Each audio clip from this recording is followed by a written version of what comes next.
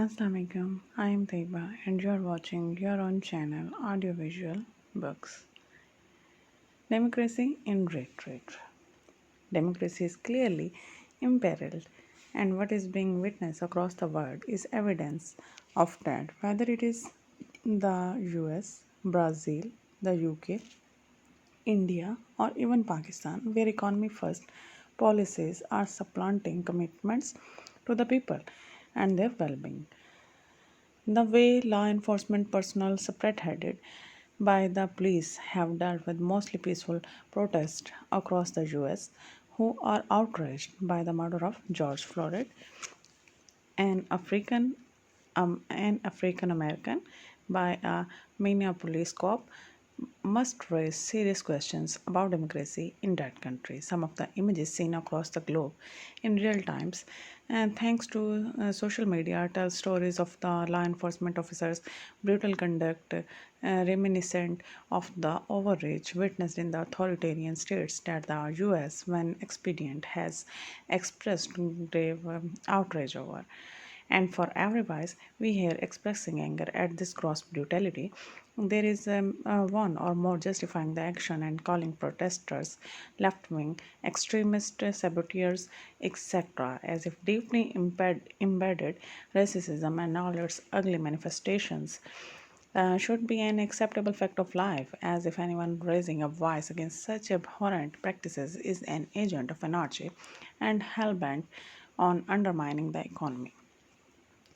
This lack of empathy was also evident just as the COVID 19 crisis was building up in the US when President Trump's focus remained firmly on the economy and saying jobs, a metaphor that is deviously used by those representing the interests of big business. A political ideology not based on the rights of the people but on hate is triumphing wherever you look. He underplayed the threat to disastrous consequences.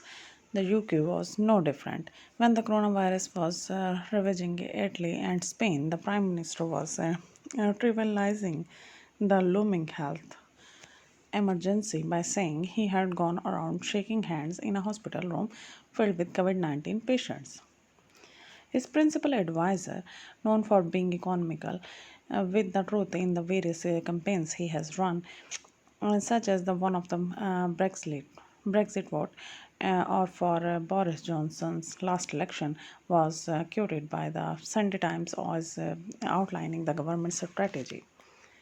Herd immunity, protect the economy, and if that means some pensioners die, too bad. Dominic Cummings later denied the remarks attributed to him that many thought were totally incorrect, but this threatened libel a lawsuit against the Mordaunt Sunday newspaper is yet to materialize amid serious doubts that it ever would.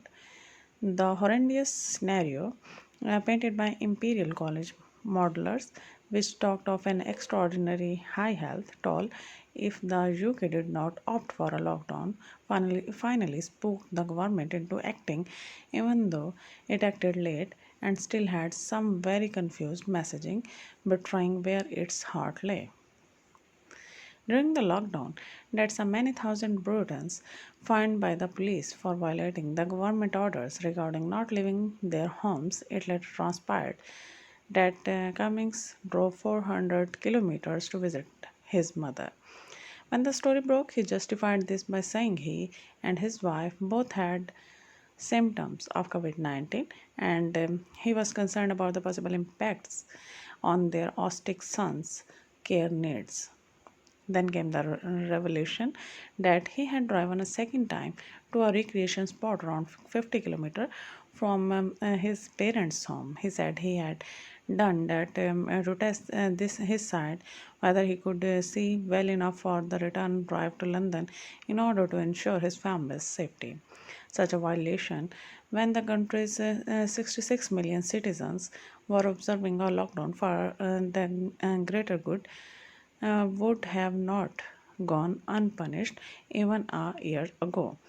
the advisor would have had to resign. Such would have been the democratic pressure. Now, not just the prime minister, but a slew of cabinet members came out to bat for Cummings and bizarrely, so half a dozen ministers pretty much tweeted identical text messages of support. President Bolsonaro is equally arrogant and feels he is not accountable to the Brazilian people.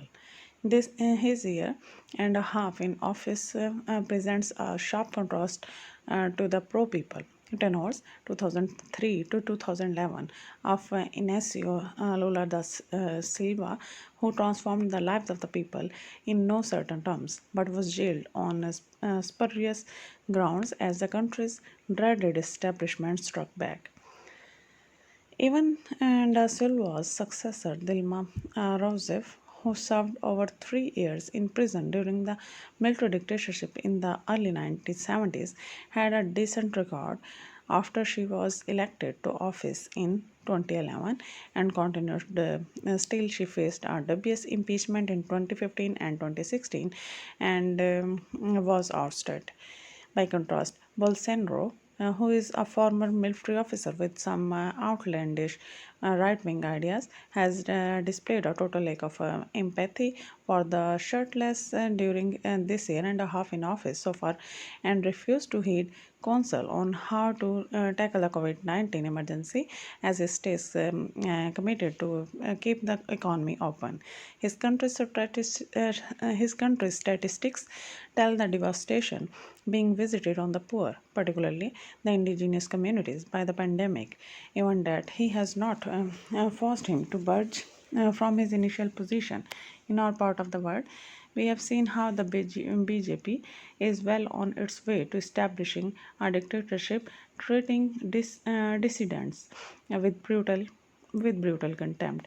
All other considerations are secondary, as are concerns for the shirtless whose emotions have been whipped up into a Hindutva frenzy to an extent where have-nots are turning on have-nots because one set may belong to a minority religious community.